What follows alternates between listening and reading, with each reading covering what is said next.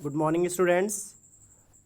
I am your science teacher, and today we are starting our first chapter of syllabus, and the chapter name is Matter in Our Surroundings. Clear to all? So, this video is for 9th class, as shown in picture.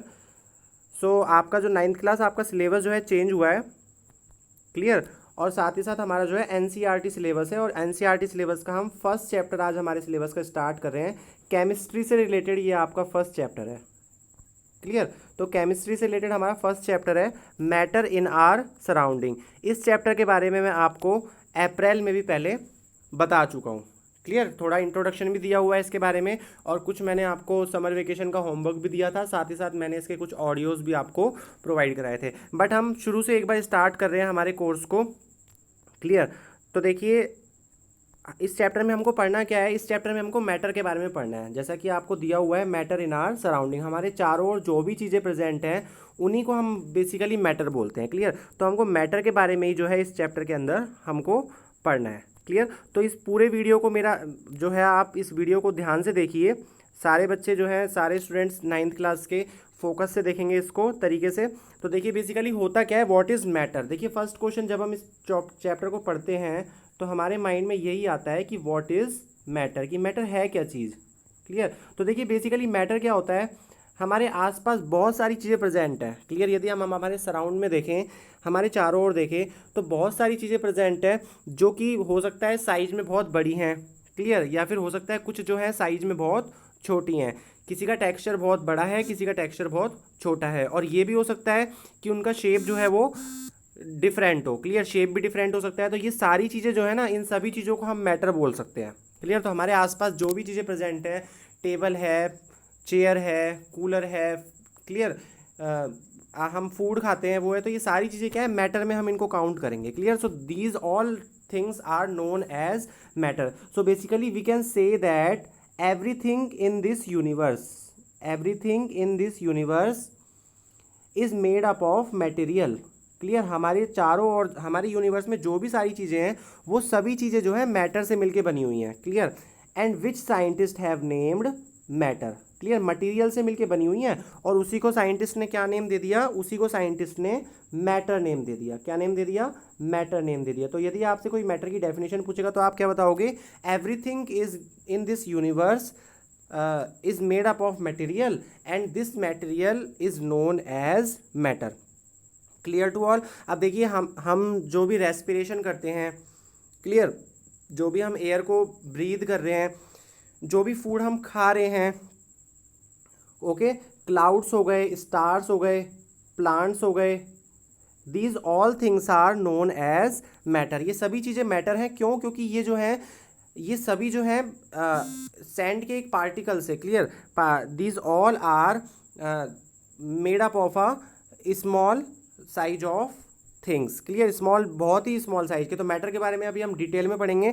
इस chapter में हमको matter के बारे में पढ़ना है। अब देखिए बेसिकली जो भी कोई चीज़ है तो उसका मास भी होगा और उसका वॉल्यूम भी होगा। देखिए बेसिकली मास क्या होता है और वॉल्यूम क्या होता है। मास मीन्स उसका जो भार है, क्लियर, जो उसका बेसिकली हम बोलते हैं कि भाई इसका इतना मास है, इसका इतना मास है। और वॉल्यूम मीन्स जो कि उसके अंदर हम कितना लीटर कोई चीज़ ऑक्यूपाई कर सकते हैं, कितनी चीज़ हम उसके अंदर भर के रख सकते हैं, तो वो उसका क्या कहलाएगा, वॉल्यूम कहलाएगा। देखिए बेसिकली मास और वॉल्यूम के बारे में समझ लीजिए, काफ़ी बेसिक कॉन्सेप्ट है। और ये चीज़ आप ध्यान रखिएगा कि 9th जो है वो क्लास बहुत ही बेसिक क्लास है और 10th का बेस बनाने के लिए बहुत इंपॉर्टेंट है, क्लियर। तो यदि आप 9th का बेस यदि आप क्लियर कर लेंगे तो 9th का ही जो कोर्स होता है वो थोड़ा सा टफ माना जाता है एज़ कंपेरिजन टू 10th के, क्लियर। क्योंकि 9th में वो सारी चीज़ें आप यदि तरीके से पढ़ लेंगे तो 10th में आपको दिक्कत नहीं आएगी। अब देखिए इसने क्या कहा कि जो मास होता है, मास की जो SI यूनिट होती है, ये इंटरनेशनल यूनिट्स होती हैं। तो मास की जो हमारी यूनिट होती है वो क्या होती है, किलोग्राम होती है। क्या होती है हमारी मास की यूनिट, केजी होती है, क्लियर। किलोग्राम में हम मास को मेज़र करते हैं। और जो हमारा वॉल्यूम होता है, वॉल्यूम की जो यूनिट होती है वो क्या होती है, मीटर क्यूब होती है, क्लियर। मीटर क्यूब भी हम लिखते हैं और साथ ही साथ हम सेंटीमीटर क्यूब भी लिखते हैं, ठीक है।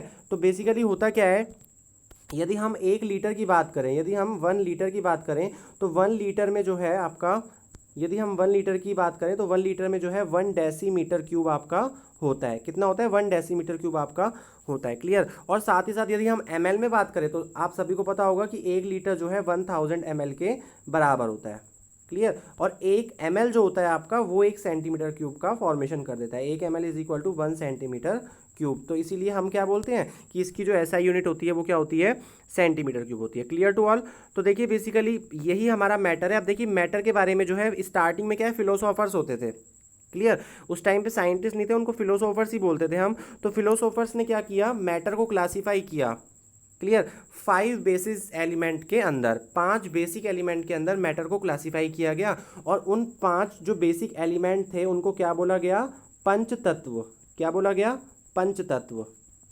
क्लियर। तो उन पंच तत्व का नेम जो है वो क्या क्या है कि भाई मैटर इनसे ही मिलके बना हुआ है। क्लियर। हमारे चारों ओर जो भी चीज़ें हैं उनमें से जो भी हमारा मैटर हमारे काम में आ रहा है या हमारे काम में नहीं आ रहा, जो भी हमारे आसपास अवेलेबल है, वो सभी चीज़ें इन 5 चीज़ों से मिलके बनी हुई हैं। And these 5 things are air, earth, fire, sky and water. Clear.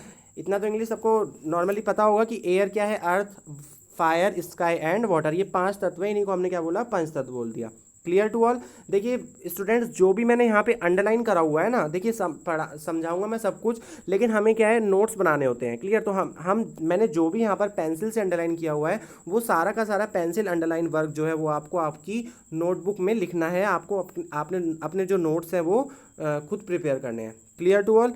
सो ये स्पेशल इंस्ट्रक्शन है आप सभी के लिए कि आपको इनके नोट्स प्रिपेयर करने हैं। साथ ही साथ मैं इसका PDF भी एज इट इज़ प्रोवाइड करवा दूंगा, तो PDF भी आपको मिल जाएगा। आप PDF में से इसके नोट्स जो है बना लीजिए। क्लियर। और कोई बच्चा यदि वीडियो को देख के बनाना चाहता है तो वीडियो को आप पॉज करिए, अदरवाइज स्क्रीनशॉट लीजिए और उसको आप अपने हाथों हाथ नोट डाउन करते जाइए वीडियो पॉज करके। Clear to all. अब देखिए बेसिकली ये हमारे 5 तत्व है। According to them everything living और non living was made up of these 5 basis element. ये जितनी भी चीज़ें हमारी लिविंग हो चाहे नॉन लिविंग हो, वो सभी चीज़ें इन 5 एलिमेंट से बनी हुई हैं, यदि फिलोसोफर्स के अकॉर्डिंग देखा जाए तो। क्लियर। फिलोसोफर्स ने हमको जो है यही चीज़ को बोला था।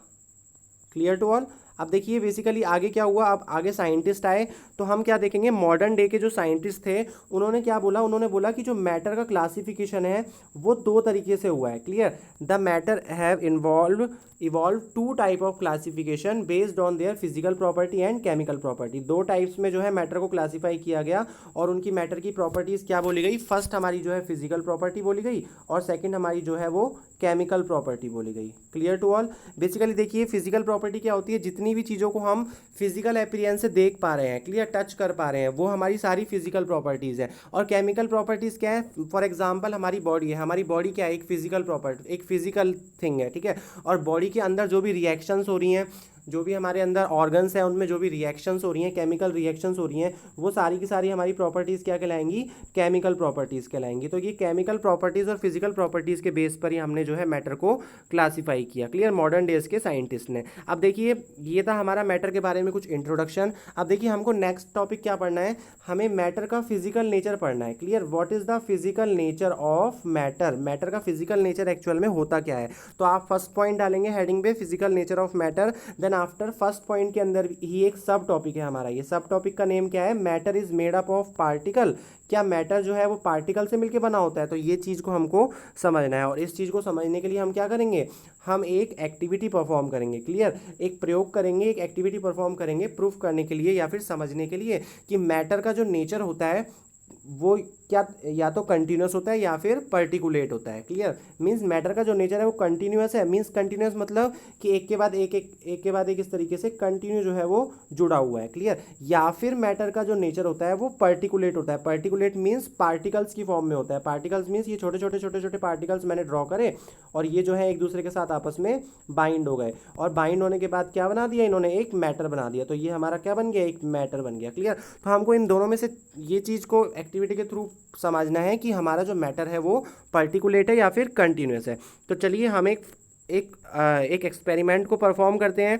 एक्सपेरिमेंट में देखिए जो ये आपको डायग्राम जो बना हुआ है, ये डायग्राम आपको एज इट इज़ कॉपी में ड्रॉ करना है। देखिए इस एक्सपेरिमेंट में हमने किया क्या है, हमने 100 ml बीकर के अंदर वाटर ले लिया। क्लियर। ये जो है ब्लू कलर में ये हमारा वाटर फिल हुआ पड़ा है। क्लियर, वाटर हमारा भरा हुआ है। अब हमने क्या किया, इसके अंदर सॉल्ट को डिसॉल्व किया। आप सॉल्ट को डिसॉल्व कर लीजिए या फिर शुगर को डिसॉल्व कर लीजिए। तो आपने एक चीज़ नोटिस करी होगी कि ये जो शुगर होती है या सॉल्ट होती है, ये इसके अंदर डिसॉल्व क्यों हो जाती है। क्लियर, तो देखिए इसका बेसिकली रीज़न क्या होता है।